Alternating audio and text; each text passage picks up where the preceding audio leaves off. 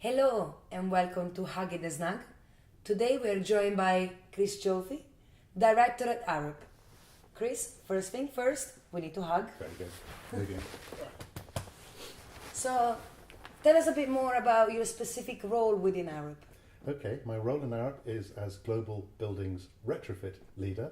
So I am overall responsible for all the work we do improving the performance and value of buildings. Okay, and this is the focus of our interview today. Yes. It is widely known that 40% of the British energy consumption is actually consumed by buildings. Mm-hmm. So, first of all, should we separate the two sectors into commercial, residential, or do you think we should consider it as a whole one? Now I think it's important we separate them into two because they have quite different characteristics and different solutions. And which one would you like me to focus on today? I would like you to focus on the residential, the domestic sector. Please. Okay.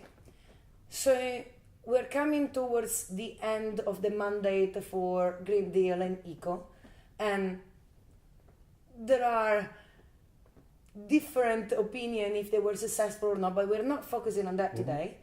Going forward, what do you think we should do to improve the retrofitting schemes of residential properties in this country? Okay, well we've tried a number of things. We've tried CERT and CEST and Green Deal and Eco.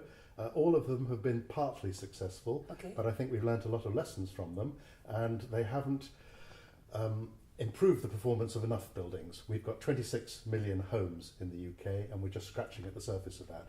So what we really need is a national programme to deliver retrofits of 26 million homes in about 20 years. And who do you think should deliver these kind of programs? Because we are faced with policy insecurity, we are faced with a 5-year political mandate, but what you're saying will be a much longer term commitment and then funding. So who's responsible? Well, we're all responsible, but I think it starts with the political parties. We do need cross-party consensus so that rather than having policy flip-flops every 5 years, we can steer a steady course. There are roles for many organisations. Local authorities and housing associations have a big part to play because they're both trusted organisations. Absolutely. They both deal with people in their homes already, and they understand the buildings in their localities. I think there's a big role for the major contracting firms who are used to, some of them at least, are used to working at scale already in this area, but they have a skill set which is most valuable in procurement and managing workforces. There's a major role for small and medium enterprises and micro enterprises, they're called, because they're often the organisations that people deal with day to day. You want your boiler fixed, you go to an SME or a micro enterprise. There's roles for consultants like Arup in helping bring the whole thing together, analysing the building stock, analysing the performance of the retrofit measures that have been taken already. So there's lots of roles for lots of people, but it starts with consensus.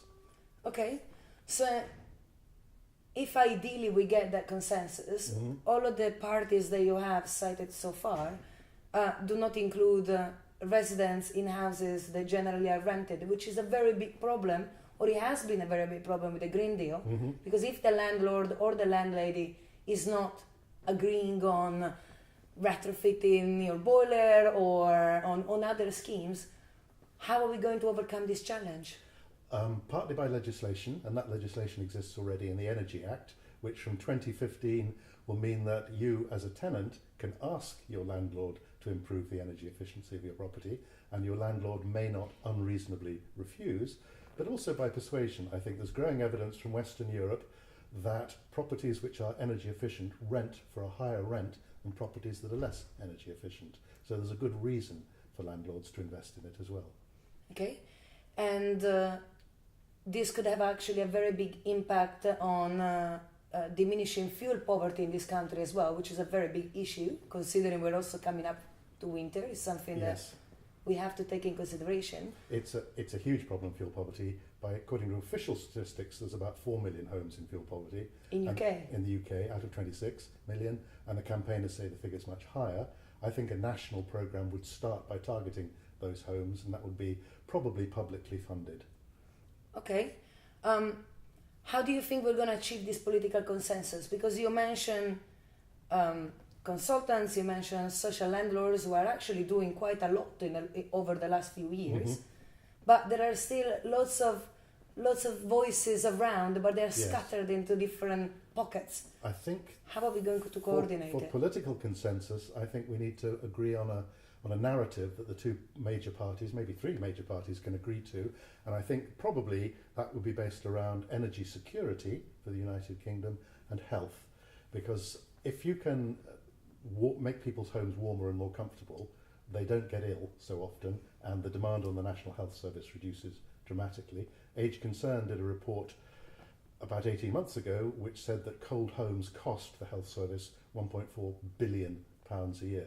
So there's a very powerful reason to warm those homes. Energy security as well. If we can achieve this, we can probably drop our gas imports by about 25%, which is a major step forward in making the UK more resilient, Absolutely. less vulnerable to price shocks. Absolutely. Okay.